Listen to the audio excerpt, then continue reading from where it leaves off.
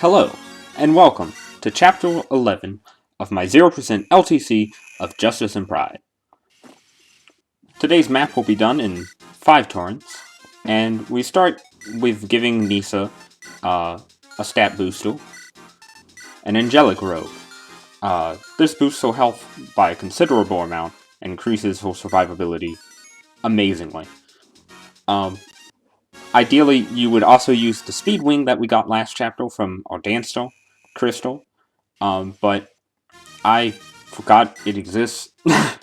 So you're going to see that it's not the end of the world in this case, because that just makes it so that it's has to be that the speed of some enemies has to be rolled down,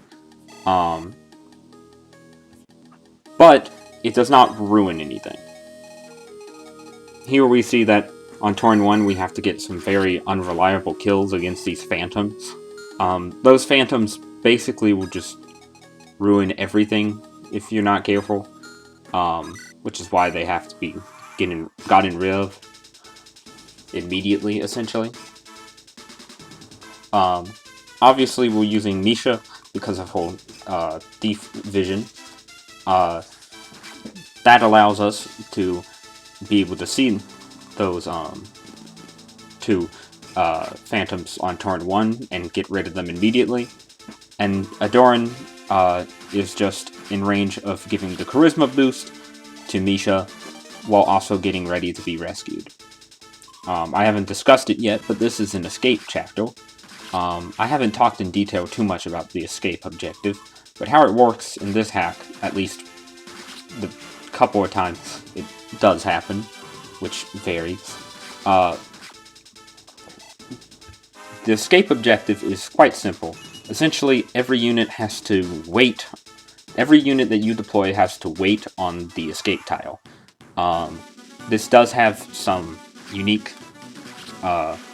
specifiers to it, though, in that if you rescue another unit and then wait on the escape tile, both of them will escape, which is kind of like FE5 in that way, which allows you to do things that we'll see later on. Here Adorn attacks this monster just to get a little bit of EXP. I also didn't say it, but Misha doesn't have any weapons equipped, simply just so that we don't waste any uses. These Moguls are pretty annoying, to be honest. Simply because they're overheal, and without the Angelic Robe, they actually have a pretty decent chance of killing Nisa, which is another reason why we give it to her.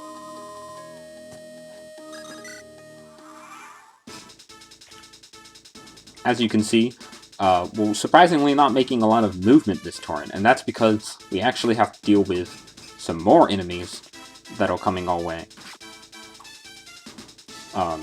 In addition to the Moguls and Phantoms that start near us, the other flying enemies that will come near us soon are 2 more Moguls and 2 Wyverns, or more specific, Gargoyles, rather.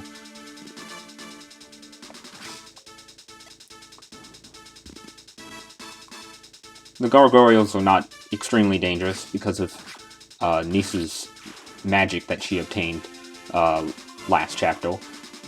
But, as I said before, the Nogarls are pretty annoying and have to be dealt with by Javelin, which means the hit rates are shaky at best. I haven't talked about the NPCs, and that's because they're honestly not too important in this strategy. Ideally, they get rid of most, if not all, the Phantoms, and I believe they do actually get rid of most of them in this run. But it is quite annoying if they are not gotten rid of.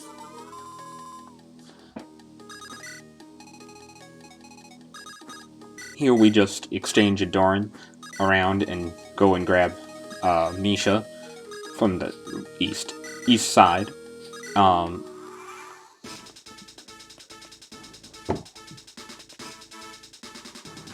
And here we also see that the Phantoms are quite dangerous, and part of why we want to hope that the NPCs get rid of them. Here the gargoyles show up, and Nisa takes care of them. And as we're winding down with the last few the last few turns, there's not much too in-depth to discuss at this point, as we've gotten rid of the only enemies that are really a danger. The only thing really of note to say is that Nisa has to be about where she is in both placements that we put her before the end of enemy phase, as not having